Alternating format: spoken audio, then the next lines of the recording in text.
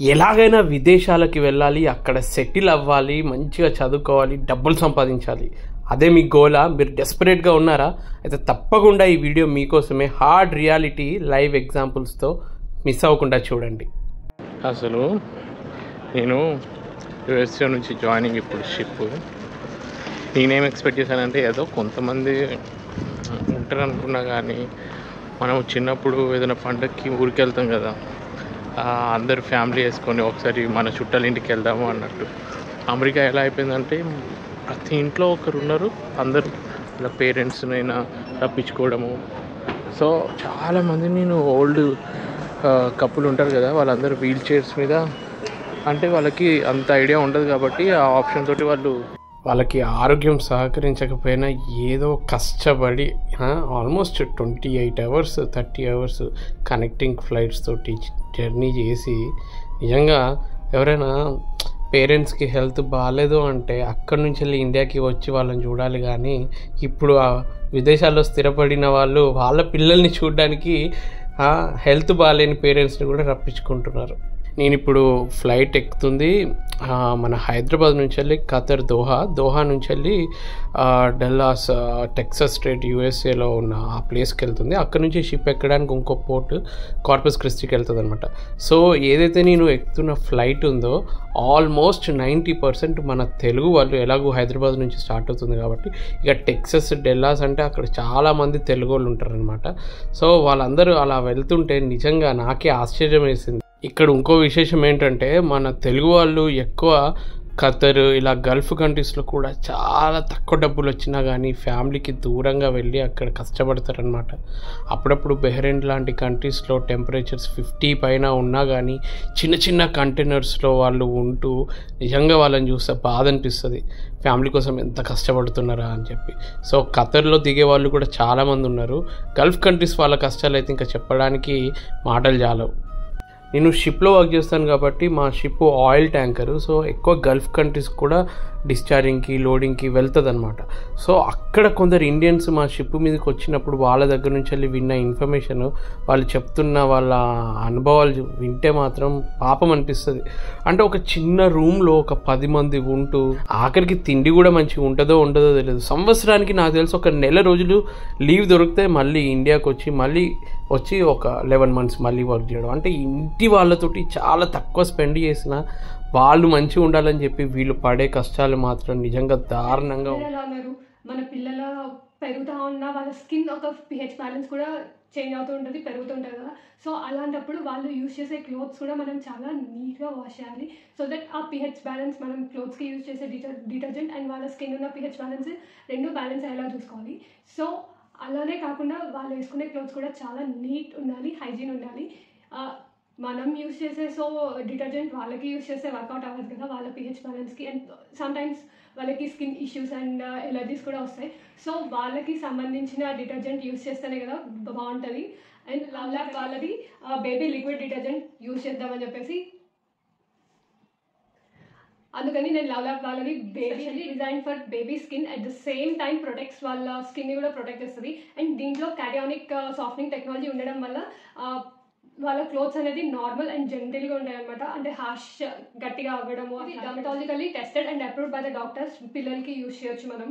ఎలాంటి bacterial defence properties ఉండడం వల్ల పిల్లల బట్టల్లో ఎలాంటి బ్యాక్టీరియా అండ్ జెర్మ్స్ కూడా ఉండవు. అవన్నీ యూజ్ చేయడం వల్ల మన పిల్లల బట్టలు వాళ్ళు ఆడుకోవడం అలాంటివి చేస్తుంటారు కదా, మరకలు అట్లాంటివి కూడా చాలా pH బ్యాలెన్స్ని మెయింటైన్ చేస్తూ పిల్లల స్కిన్కి ఎలాంటి ఇరిటేషన్ రాకుండా అండ్ వాళ్ళ క్లోత్స్ కూడా సాఫ్ట్ అండ్ జెంటిల్గా పిల్లలు కూడా ఇష్టపడేలా ఉంటాయి అనమాట.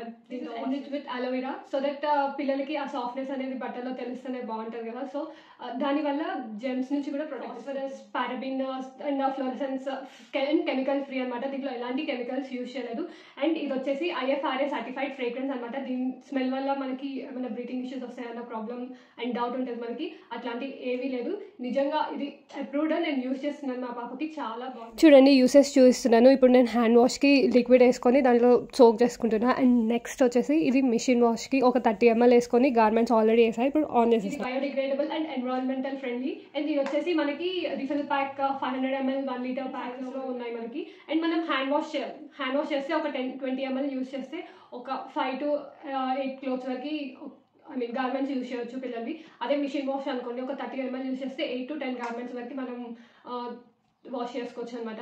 అండ్ మనకి పిల్లలకి ఎలాంటి ప్రొటెక్షన్ కావాలో వాళ్ళ క్లోత్స్కి, అండ్ వాళ్ళ క్లోత్స్ కూడా ఎంత హైజీన్ అండ్ pH బ్యాలెన్స్ని కూడా కరెక్ట్ మెయింటైన్ చేస్తూ ఉండాలి. పెద్దగా డిటర్జెంట్ యూస్ చేస్తే అక్కడక్కడ మనకి డిటర్జెంట్ స్టెయిన్స్ అనేవి ఉంటాయి, దీనివల్ల అది కూడా ఉండాలన్నమాట. అండ్ మనకి పిల్లలకి ఏవైతే అవసరమో అవన్నీ దీంట్లో ఉన్నాయి. And I suggest this to you. ఇది వచ్చేసి నేను లింక్స్ డిస్క్రిప్షన్లో ఇస్తాను. అండ్ ఇది వచ్చేసి మనకి అమెజాన్, ఫ్లిప్కార్ట్ అండ్ lovlab.com లో అవైలబుల్ ఉంది. సో నేను హైదరాబాద్లో ఫ్లైట్ ఎక్కి మళ్ళీ ఖతర్లో దిగాను, దోహాలో. ఎయిర్పోర్ట్ నిజంగా అద్భుతంగా ఉంది. చూడండి, ఎయిర్పోర్ట్లో ఒక్క దగ్గర నుంచి ఇంకో టెర్మినల్కి వెళ్ళడానికి ఆ ట్రైన్ అక్కడ చూడడానికి ఏదో మస్తు అనిపించింది. అదేంటో యూఎస్ ఏదైనా యూరోప్ పోర్ట్స్ నుంచి వెళ్ళి ఎప్పుడు ఏదైనా షిప్ ఎక్కాలి అన్నా మధ్యలో కనెక్టింగ్ ఫ్లైట్ మాత్రం Doha common, Doha or Dubai. అందరు కలలుగా అంటూ ఉంటారు కదా యూఎస్ అడుగు పెట్టాలి అని చెప్పి. ఇప్పటికీ ఇది 3rd టైం అనుకుంటా, అంటే షిప్ జాయినింగ్ కోసం యూఎస్లో అడుగు పెట్టడము, తర్వాత షిప్ ఆగినప్పుడు యూఎస్ బయటికి వెళ్ళి తిరిగినవి కూడా ఉన్నాయి. లాస్ట్ టైం కార్పస్ క్రిస్టీలో బయటికి వెళ్ళాను, అంతకుముందు ఏదో ప్లేస్కి వెళ్ళాను. కానీ జాయినింగ్ అవుతున్నప్పుడు మాత్రం బయట తిరగడానికి 2-3 days టైం దొరికేది. ఈసారి ఎన్ని డేస్ దొరుకుతుందో చూడాలి. సో మళ్ళీ ఇక్కడ నుంచి వెళ్ళి ఈ దగ్గరికి వెళ్ళాలి అంటే స్కైలింక్ అంటే చిన్న ట్రైన్ ఎక్కాలి, ఎయిర్పోర్ట్ ట్రైన్. దానికోసమే నడుస్తున్నా. అమెరికన్ ఎయిర్లైన్స్, ఇంతవరకు ఖతర్ ఎయిర్లైన్స్ నుంచి వచ్చాను. వీళ్ళ ఎలివేటర్లు చూసిన ఎంతెంత పెద్దగా ఉన్నాయో, చాలా పెద్దగా ఉన్నాయో. ఈ పెద్ద ఎలివేటర్ని చూస్తే మనం కూడా జీవితంలో మంచిగా సెటిల్ అవ్వాలని, ఏ పని అయితే ఎక్కడ చేస్తే ఎక్కువ సంపాదిస్తామో అక్కడికి వెళ్ళాలనుకోవడం సహజం. కానీ సంపాదన ఒక్కటే జీవితం కాదనే సత్యం దిగితే కానీ తెలీదు. దూరపు కొండలు నునుపు అనే సామెత ఊరికే పుట్టలేదు. అమెరికాలోనూ ఇంగ్లాండ్లోనూ జీవించే ఇండియన్స్ తమకన్నా చాలా ఉన్నతంగా, ప్రశాంతంగా, హాయిగా ఉన్నారని అనుకోవడం సగటు భారతీయ యువతీ యువకులకి, ఆ మాటకు వస్తే మిడిల్ క్లాస్ వాళ్ళకి సర్వసాధారణం. ఇక అమెరికాలో సంపాదన ఎంత వస్తుంది అన్నదే కాదు, ఎంత ఆదా చేస్తున్నామన్నది ఫస్ట్ గుర్తుంచుకోవాలి. ఎంత ఆదా చేయగలుగుతున్నారన్న దానికంటే ఎంత ప్రశాంతంగా ఉన్నామన్నది ఇంకో విషయం. అమెరికా, ఇంగ్లాండ్ దేశాల్లో కరెన్సీ విలువ రూపాయి కంటే ఎక్కువే. పైగా అక్కడ వసతులు, శుభ్రత, అవకాశాలు ఎక్కువగా ఉంటాయనేది నిన్నటి వరకు నిజం. కానీ నేడది అర్ధ సత్యమే. ఎందుకంటే ల్యాండ్ ఆఫ్ ఆపర్చునిటీస్ అనబడే అమెరికాలో మునుపటన్ని ఉద్యోగ అవకాశాలు లేవు. ఎంతమందినైనా ఎక్కించుకునేలాంటి పుష్పక విమానం లాగా లేదు ఇప్పుడు అమెరికా. రీసెంట్గా చాలామంది మా ఫ్రెండ్స్ వాళ్ళ తమ్ముళ్ళు ఫేస్ చేస్తున్న విషయాలు విన్నప్పుడు అసలు అమెరికాలో చదువుకుంటే అక్కడే మంచి ఉద్యోగం వచ్చి స్థిరపడవచ్చు అని అనుకొని ఎన్నో ఆశలతో ఎడ్యుకేషన్ లోన్ తీసుకొని మరీ వెళ్తారు. లక్షలాది మంది తెలుగు లేదంటే వేరే స్టేట్స్ నుంచి వెళ్ళి అక్కడ ఉద్యోగం దొరక్క వెనక్కి రావాల్సి వస్తుంది. ఒకవేళ ఎంతో మెరిట్ ఉన్న విద్యార్థి టాప్ యూనివర్సిటీలో చేరాడు అనుకుందాం, కోర్స్ పూర్తి చేసి మంచి ఉద్యోగం సంపాదించాడు అనుకుందాం. ఇప్పుడున్న లెక్కల్లో అతనికి అమెరికాలో గ్రీన్ కార్డ్ రావాలంటే కనీసం 25 years పట్టుద్ది. కొన్ని లెక్కల ప్రకారం అంతకంటే ఎక్కువే పట్టొచ్చు. లేదా త్వరగా గ్రీన్ కార్డ్ పొందాలంటే అతడికి ఒకటే దారి, American citizen, green card holder ఆయన అమ్మాయిని పెళ్లి చేసుకోవాలి. తద్వారా గ్రీన్ కార్డ్ వచ్చేస్తుంది. అక్కడి నుంచి 5 రోజుల్లో సిటిజన్షిప్ పొందొచ్చు. ఇక్కడ కష్టమంతా గ్రీన్ కార్డ్ పొందడంలోనే ఉంది.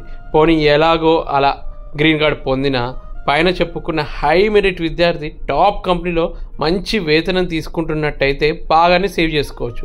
అందరూ అంత మెరిట్ విద్యార్థులు టాప్ యూనివర్సిటీ బాపత్ ఉండరు కదా.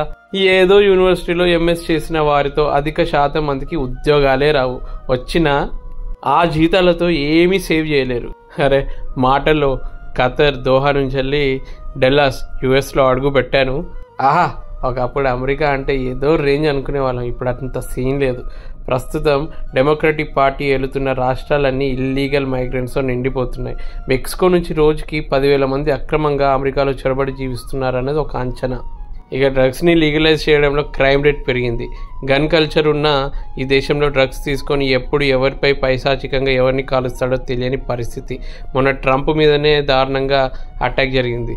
అంత దారుణంగా ఉంది అమెరికా. ఒకప్పుడు శాన్ఫ్రాన్సిస్కో భూతల స్వర్గంలో అనిపించేది. ఎంతో మందికి సెటిల్ అవ్వడానికి అది డ్రీమ్ డెస్టినేషన్.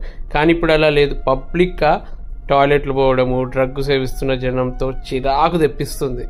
నేననే కాదు, ఎలాన్ మస్క్ కూడా దీనిపై తన విచారాన్ని వ్యక్తపరిచాడు. రిపబ్లిక్ రాష్ట్రాలైన టెక్సస్, ఫ్లోరిడా లాంటివి అభివృద్ధి చెందుతుంటే డెమోక్రటిక్ రాష్ట్రాలన్నీ గబ్బుబట్టి ఉన్నాయి. కారణం మరీ లిబరల్గా ఉండే డెమోక్రటిక్ పార్టీ ధోరణి. బైడెన్ హయాంలో అమెరికా చాలా విషయాల్లో వెనుకబడింది, ముఖ్యంగా ప్రజా భద్రత విషయంలో. ఇలాంటి దేశంలో బతకడానికి ఏవేవో ఆశలు పెట్టుకుని దిగుతున్నారు. వచ్చే ముందే పార్ట్ టైం జాబుల కోసం అమెరికాలో తెలుసున్న తెలుగోళ్ళకి ఫోన్ చేసి అడుగుతున్నారు. ఫలానా విద్యార్థికో విద్యార్థినికో పార్ట్ టైం ఉద్యోగాలు ఇప్పించమంటూ తెలుగు రాష్ట్రాల ఎమ్మెల్యేలు, మంత్రులు కూడా రికమెండేషన్ ఫోన్లు అందుకుంటున్న అమెరికన్ ఎన్ఆర్ఐలు ఉంటున్నారు. ఒక దశలో తమ ఏరియాలో ఇంట్లో పాచి పనికి తప్ప మామూలు ఉద్యోగాలు దొరకట్లేదని ఒక ఎన్ఆర్ఐ అంటే అదైనా ఓకే అంటూ జవాబు ఇచ్చాడంట ఒక ఎమ్మెల్యే. అంత దయనీయంగా అమెరికా ఉన్నా కానీ మన తెలుగోళ్ళకి మాత్రం డెస్పరేట్గా అక్కడ ఎట్లయినా సెటిల్ అవ్వాలని ఇన్ని కష్టాలు ఆపసోపాలు పడి గన్ కల్చర్ ఉన్న డ్రగ్స్ దేశంలో గొప్పగా సెటిల్ అయ్యే గ్యారంటీ లేకుండా ఎందుకు వచ్చిన అమెరికా కళలు అని అనిపించట్లేదు? చాలా ఏళ్ళ తర్వాత ఒక ఎన్ఆర్ఐ అమెరికా నుంచి ఒక బట్టల షాపుకు వెళ్ళి 25,000 రూపాయల చీర కొని గొప్పగా ఫీల్ అయిందంట. కానీ ఆమె పక్కనే ఉన్న లోకల్ మహిళ ఒక ఆవిడ వాళ్ళ కూతురికి 30,000 చీర తన కూతురు కోసం కొంటే ఏం చేస్తారని అడిగితే తనకి కుక్కడిపల్లిలో ఒక చిన్న మెడికల్ షాప్ ఉందని అన్నదంట. వామో, ఇండియాలో పర్చేసింగ్ పవర్ చూసి ఆమెకి కళ్ళు బయలుగా అమ్మాయంట. తను ఫేస్బుక్లో ఈ పోస్ట్ పెట్టింది. ఇది ఒక ఉదాహరణ మాత్రమే. ఇండియాలోనే లక్షల కోట్లు గడించే మార్గాలు అనేకం ఉన్నాయి. అమెరికాలో ఉన్నది ఇక్కడ లేనిది నిజానికి పెద్ద ఏమీ లేదు. మీకు ఒక విషయం తెలుసా? అమెరికాలో పెద్ద పెద్ద హాస్పిటల్లో పెద్ద డాక్టర్లు చాలామంది ఇండియన్స్. ఆయన నిజం చెప్పాలంటే ఒకప్పుడు అందరూ అమెరికాకో విదేశాలకి మెడికల్ కేర్ కోసం వెళ్ళేది. ఇప్పుడు అన్నిటికన్నా పెద్ద విషయం ఏంటో తెలుసా? మెడికల్ కేర్లో అమెరికాలో కంటే ఇండియాలో హాస్పిటల్స్, ట్రీట్మెంట్ ధరలు, వెసులుబాటు, ఇన్సూరెన్స్ కంపెనీలు, ఆరోగ్యశ్రీలు అన్నీ అమెరికా కంటే ఎన్నో రెట్లు నయమంటున్నారు 2 దేశాల్లో పరిస్థితులు చూసిన వాళ్ళు. సో నేను డెల్లాస్లో ఫ్లైట్ ఎక్కాను. ఫ్లైట్ టేక్ ఆఫ్ అయింది. ఇప్పుడు కార్పస్ క్రిస్టీకి వెళ్తుంది. మళ్ళీ ఇంతసేపు అమెరికా గురించే చెప్పుకున్నాము, మరి లండన్ గురించి కూడా కొంచెం చెప్పుకుందామా? ఈ మధ్యన వార్తల్లోకి ఎక్కిన ఒక విషయం, లండన్లో ఇల్లు దొరక్క ఇబ్బంది పడుతున్న భారతీయ విద్యార్థుల కష్టాల గురించి. అన్ని కాలేజీలలో హాస్టల్స్ ఉండవు, బయట అకామిడేషన్స్లో ఉండాలి. 20 మంది విద్యార్థులు ఒకే గదిలో కుక్కుకొని బతుకుతున్నారంటే నిజంగా పాపం అనిపించింది. అక్కడున్న ఒక చట్టం ఏంటంటే, ఏ ఇంగ్లాండ్ పౌరుడైనా ఉద్యోగం కోల్పోయో, రెంట్ కట్టకపోతేనో, సొంత ఇల్లు లేకనో రోడ్డున పడితే వాళ్ళకి ఇంగ్లాండ్ ప్రభుత్వం సొంత ఖర్చుతో నివాసాలు చూపించాలట. ఈ లెక్కలో ఉన్న వాళ్ళే పెరిగి ఆ దేశంలో అద్దెకి ఇల్లే దొరకని పరిస్థితి వచ్చింది. అమెరికాలోనే ఉద్యోగాలు లేవంటే ఇక ఇంగ్లాండ్ పరిస్థితి చెప్పనక్కర్లేదు. అక్కడ అవకాశాలు చాలా తక్కువ. కేవలం డబ్బు వస్తుంది అని అమెరికా, ఇంగ్లాండ్, ఆస్ట్రేలియా అని విద్యార్థులు అడ్మిషన్స్ ఇస్తున్నాయి తప్ప వాళ్ళకి తర్వాత ఉద్యోగాలు ఇచ్చి పోషించడానికి మాత్రం కాదనే సత్యాన్ని మనం గ్రహించాలి. ఇక నేను కార్పస్ క్రిస్టీ చేరుకున్నాను. ఇక్కడ ఒక యుద్ధ నౌక, ఎయిర్క్రాఫ్ట్ క్యారియర్ చాలా ఫేమస్. సో మనం కూడా లైఫ్లో మన యుద్ధం గెలవడానికి ఎన్ని విదేశాలకు వెళ్ళి సెటిల్ అవుతాం కదా. ఇప్పటికైనా తెలుగు విద్యార్థులు అమెరికా, ఇంగ్లాండ్ కళలు తగ్గించుకొని ఉన్న దేశంలోనే కొత్త ఆలోచనలతో ఎలా ఎదగాలో ప్లాన్ చేసుకుంటే చాలా మంచిది. స్టార్టప్స్కి, ఇన్నోవేషన్స్కి ఇప్పుడు ఇండియా పెద్ద పీట వేస్తుంది. యువత ఆ దిశలో ఆలోచించాలి. ప్రతి ఒక్కరిలో అంతటి తెలివి, తెగువ, దూసుకుపోయే తత్వం ఉండకపోవచ్చు, కానీ వాటిల్లో ఏదో ఒకటి ఒక్కరిలో ఉంటుంది కదా. అలా విభిన్న శక్తులు, యుక్తులు కలిగిన 3-4 ఫ్రెండ్స్ కలిసి కొత్తగా ఏదైనా ప్రారంభించవచ్చు. ఈ ఆన్లైన్ డిజిటల్ ఏఏ యుగంలో ఉన్న చోటునే మహారాజులు కావచ్చు. పాత రోజుల్లో లాగా విదేశాలకు వలస పోనక్కర్లేదు. ఈ విషయాన్ని విద్యార్థులతో పాటు వాళ్ళ తల్లిదండ్రులు కూడా గ్రహించాలి. మీ ఒపీనియన్ని తప్పకుండా కామెంట్ బాక్స్లో షేర్ చేయండి. వీడియో నచ్చితే నలుగురికి తప్పకుండా షేర్ చేయండి. మీ Raj Adviti. Please like, share and subscribe to our channel.